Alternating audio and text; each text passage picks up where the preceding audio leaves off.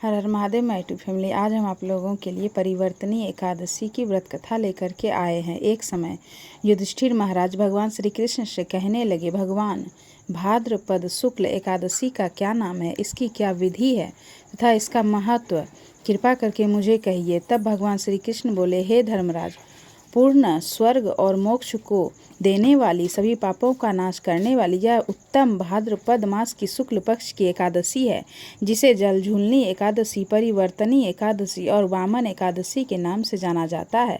अब मैं आपको इस वामन एकादशी की व्रत की कथा सुनाता हूँ, ध्यानपूर्वक सुनिए। एक समय भक्त प्रहलाद के पुत्र तथा विरोचन के पुत्र राजा बलि दैत्यों के राजा थे, जिन्होंने अपने पराक्रम से तीनों लोकों पर अधिपत्य कर लिया था। हालांकि उनमें अपने दादा के समान दान वीरता के भी गुण थे, लेकिन असुर कुल से होने के कारण उनमें अहंकार बहुत था। उन्होंने अपने गुरु शंकराचार्य की सहायता से 100 यज्ञों का आयोजन करवाया, जिसके पूर्ण होते ही वह सदा के लिए देवराज इंद्र के आसन पर विराजमान हो जाते। जब उन्होंने 9 वर्ष यज्ञ पूर्ण कर लिया, तब देवराज इंद्र सभी देवताओं के साथ भगवान विष्णु के पास सहायता मांगने पहुँचे। बैकुंठ पहुँचे। वहाँ जाकर देवराज इंद्र ने भगवान श्री हरि को सारी समस्या बता दी और कहने लगे कि यदि बलि ने 100वां यज्ञ पूर्ण कर लिया तो उसका अंत करना असंभव हो जाएगा। इसलिए धर्म की रक्षा के लिए आपका धरती पर अवतार लेना अति आवश्यक है। तब भगवान श्री हरि विष्णु ने स्थिति की गंभीरता को समझते हुए पृथ्वी पर अवतार लेने का निश्चय किया।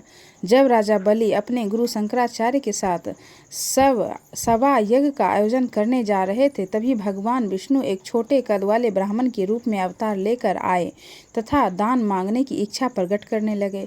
राजा बलि अपनी दानवीरता के लिए प्रसिद्ध थे, इसलिए उन्होंने यज्ञ शुरू करने से पहले उस बटुक ब्राह्मण को दान देने का निश्चय किया।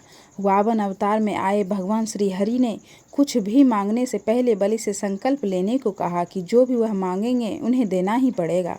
राजा बलि को अपने धन संपत्ति तथा शौर्य पर अहंकार था। इसी मद में वह संकल्प लेने लगे।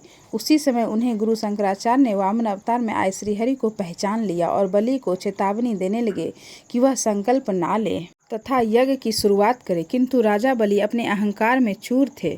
अपनी दानवीरता से वह पीछे नहीं हटना चाहते थे। उन्होंने अपने गुरु की आज्ञा का पालन ना करते हुए द्वार पर आए हुए ब्राह्मण को खाली हाथ नहीं भेज सकते। ऐसे तीनों लोकों के स्वामी भगवान विष्णु उनके द्वार पर एक याचक के रूप में आए हैं, तो वह कैसे मना कर सकता है। ऐसा कहकर राजा बलि ने संकल्प ले लिया। संकल्प लेने के बाद उन्होंने ब्राह्मण से अपने लिए कुछ मांगने को कहा। तब वामन अवतार में भगवान श्री हरि ने अपने लिए तीन पग धरती मांगी, जिसे राजा बलि ने स्वीकार कर लिया। बलि के स्वीकार करते ही भगवान विष्णु के वामन अवतार ने अपना रूप अत्यधिक विशाल कर लिया तथा संपूर्ण ब्रह्मांड में फैल गए। वामन रूप में श्री हरि ने अपने एक पैर से संपूर्ण पृथ्वी को नाप दिया तथा दूसरे पैर से स्वर्ग लोक को नाप दिया। अब तीसरा पग रखने के लिए कोई जगह शेष नहीं बची थी, क्योंकि वह राजा बलि की संपूर्ण भूमि इत्यादि ले चुके थे। इसलिए उन्होंने राजा बलि से पूछा, अब तुम अपना वचन कैसे पूरा करोगे। यह सुनकर राजा बलि का अहंकार चूर चूर हो गया। तब उन्होंने तीसरा पद रखने के लिए अपना मस्तक आगे कर दिया। तब वामन रूप में भगवान ने अपना तीसरा पग राजा बलि के सिर पर रखकर उसका अभिमान भंग कर दिया और यह सिद्ध किया कि उनके समान कोई भी बड़ा नहीं है। इसके साथ ही वामन अवतार में श्री हरि राजा बलि से बहुत प्रसन्न हुए। उन्होंने भविष्य में उन्हें इंद्रलोक प्रदान करने का वरदान दिया।